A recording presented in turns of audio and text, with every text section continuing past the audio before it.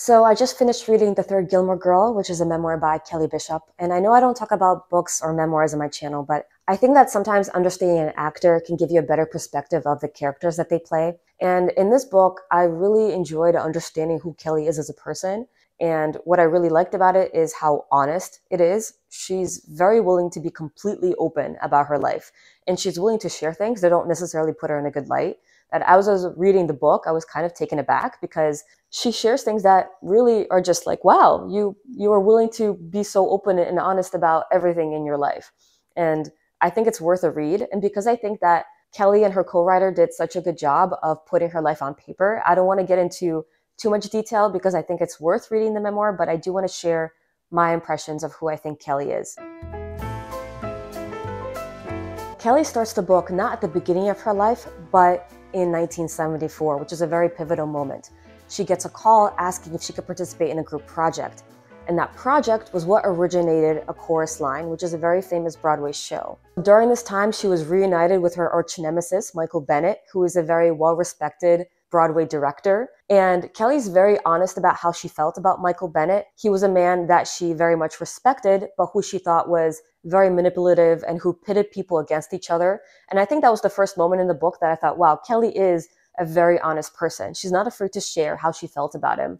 And when you look at interviews of other performers and accounts of Michael Bennett, she's absolutely right. Michael was someone who was brilliant, but also kind of difficult to work with. In The Chorus Line, she talks about what it was like to participate in recording sessions where they collected a lot of information about the dancers' lives. I just remember always jumping around. I used to dance around in the living room. And Kelly originated the role of Sheila. So the story of Sheila is actually a story of Kelly Bishop a little bit. And the song that she sings in the show at the ballet is actually the story of her life. A Chorus Line became a complete hit. So it completely revitalized Broadway. Shows were sold out. And in 1970s, Broadway was dying out. But this was a show that's considered to be the show that saved Broadway in this period of time. Kelly actually won a Tony for her performance on A Chorus Line, and you could also find her acceptance speech. I have to accept this along with the rest of the cast because it's impossible without. I'll keep it at my house. So. After Kelly talks about the song at the ballet, she segues really well into the beginning of her life and covers what At the Ballet is really about. And she talks about how close she was with her mother. Her mother was her best friend, and she was afraid of her father. Her father was, I guess, not the kindest man. He was an alcoholic. He was not good to his family. He was a cheater. He was a philanderer. And eventually her mother got divorced. And her mom, with Kelly and her brother, they moved out to California so that Kelly could pursue ballet dancing. And then at the age of 18, Kelly moves out to New York to pursue dance.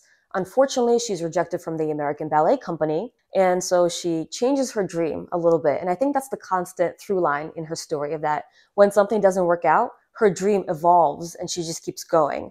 So Kelly joins the Radio City Music Hall, not as a Rockette, but as a ballet dancer in that company. She then moves out to Las Vegas with her boyfriend, and she becomes a Vegas showgirl, which is also really cool. After becoming completely burnt out doing 7 shows or 8 shows, I think, 7 days a week, she moves back to New York City. She eventually starts doing Broadway shows and dancing on Broadway. While Kelly's dancing on Broadway, she realizes that she can't be a dancer forever because dancers have a shelf life. And so she starts to realize that she kind of has a passion for acting. On Broadway, some of the chorus dancers would sometimes get a few lines, and Kelly really enjoyed that. So she made a decision that she would no longer accept chorus work. And that was a very risky move because at the time she always needed a paycheck, but she made up her mind and she decided that she wanted to slowly become an actor. Her big break did come with A Chorus Line, and after she won the Tonys, she started to pursue acting more seriously. She talks about what it was like to work on Dirty Dancing. And when she got the role on Dirty Dancing, she wasn't hired as Baby's mother. She was hired as Vivian, who is an older woman who was trying to pursue Johnny. But when she got on set, they were told, hey, listen, the actress who plays Baby's mother is sick. She can't film. Do you want to take this part? And she didn't, because Kelly has always pursued interesting characters, because I think that Kelly is just a very interesting person. And she never wanted to play a very simple, kind of loving person. She always wanted to play someone who was complex and interesting. So even though Baby's mother was kind of a simple role, she was very excited for the chance to actually be on a film from the very beginning to the very end. So Kelly says that at the time, no one thought that Dirty Dancing was going to be as big of a hit that it was, because the premise of the movie was very simple. And I think they're right. It was a very simple premise. And Kelly didn't really like the name Dirty Dancing, but lo and behold, it was a huge success. After that, Kelly kept pursuing acting. She met her husband, Lee Leonard, who she had a very good relationship with. So eventually, Kelly gets the script for Gilmore Girls. And as soon as she got the script, she loved it. She thought that the writing was absolutely beautiful, and she thought that Amy was a genius. And what I really loved about that whole show was Amy Sherman Palladino's writing, because it's some of the best material it's probably the best material I've ever done. And at this time, in 1999, The Sopranos came out, and so a lot of people were trying to bank on the success of The Sopranos. So all the scripts were about Italian-American families, and Gilmore Girls was just very fresh. Kelly auditioned. She thought that she did a pretty good job, and she always believed in trying to do things as perfectly as she can, so she never strayed from the script. And Amy Sherman Palladino said that when she saw Kelly audition, she knew that she was Emily. And even though they were trying to throw different names at her for other potential actresses, Amy said, no, I have my Emily. And Kelly had to wait for a very long time for a callback, because at first they were trying to find the actresses for Lorelai and Rory. Eventually, Kelly got the call. She was very excited. She loved this opportunity. The only drawback of it is the fact that she had to go all the way to Burbank, California to film the show. And at this time, Kelly was living in New Jersey. But she took the opportunity. She paid for her own apartment, her own rental car, her flights back to New Jersey for the first season. And what I liked about her recollection of Gilmore Girls is how she talks about the people that she worked with. So Kelly says that there are people in your life that when they enter, you feel like you've always known them, that it doesn't feel like you're introducing yourself, but rather getting reacquainted with an old friend. And that's how she felt about Lauren Graham and Ed Herman. She became very close with Lauren. Lauren became just a really good friend on that show, and she really bonded with Ed Herman. She had no idea that Ed won a Tony the same night that she did. So when you see photos of her and Ed together at the Tony Awards, she didn't really know him at that period of time. So when she met him on the set of Gilmore Girls, she was meeting him for the very first time. But right away, they realized that they were very aligned because they both came from Broadway.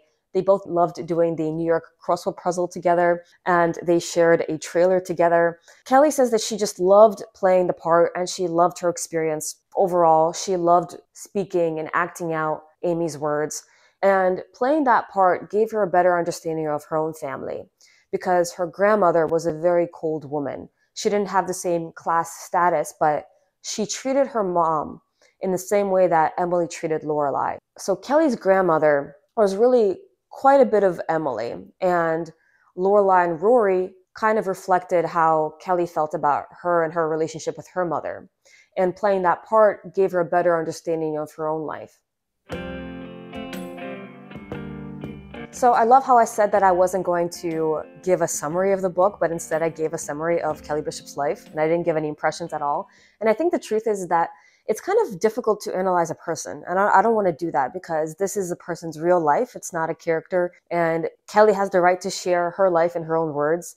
I can talk about how I feel about the memoir. I enjoyed it a lot. I think I learned a lot about Kelly, and I think I have a better understanding of why Emily Gilmore turned out to be the way that she is. Of course, it was Amy Sherman Palladino who brought life to Emily Gilmore, but I sometimes wonder if once an actor is cast to play a particular role, that the writers of a show start to slowly evolve the character based on how the actor starts to portray them. Because I do see some parallels between Kelly and Emily. And Kelly has none of the cruelty of Emily Gilmore. She doesn't have any of the elitism, any of the sort of class status. Kelly's a lot more uninhibited. She, I think, is a lot more fun and more interesting. She has always worked. She has always loved working. And even in her 80s now, she continues to work. She's a very devout individual when it comes to pursuing a career and pursuing her passions. So what I think Kelly brought to the role is a fire, this independent energy, that behind this mask of this very proper and buttoned up person, there's this sort of exciting woman underneath. And I am curious as to how this show would have ended up if a different actor was cast to play Emily. Kelly does talk about the revival as well. And much like Lauren Graham, she says that the revival meant a lot because they finally got to finish up their characters. Season 7 felt very off for Kelly. It wasn't the same writers. She felt like the story wasn't finished. And she loved going back to Amy Sherman Palladino, which is what Lauren Graham said. I did a review of Lauren Graham's memoir, Talking as Fast as I Can. It's on a different channel. I'll link it if anyone's curious. But both Lauren and Kelly talked about what it meant to go back to Amy's words. And Emily, the character, ended up really well. And Kelly felt that Emily's character had a very beautiful ending. And I agree. Out of the revival, I would say that Emily had the strongest conclusion. So I guess if I had to give a total impression of Kelly, I would say that she's incredibly headstrong, very confident, very unafraid. I would be a little afraid of Kelly. She's a little intimidating, but I highly respect her. And after I finished reading the memoir, I spent hours on YouTube just looking up old footage. And I don't know, it gives you such a great impression of another person. And it also makes you nostalgic for a period of time where you weren't even there. And it makes you respect performers so much more. And I think that reading celebrity memoirs doesn't really just give you an understanding of one person, but it gives you a slice of life. It gives you an impression of a certain period of time and professions. It gives you a better understanding of the industry. So even if you're not a big fan of, I guess, a certain character, or you're not a big fan of just focusing on one person, I think you gain a better understanding of the field as a whole. So for any aspiring dancers or actors out there, I think that this memoir is definitely worth a read, and I think it was very enjoyable. So thank you so much for watching. I really appreciate you guys.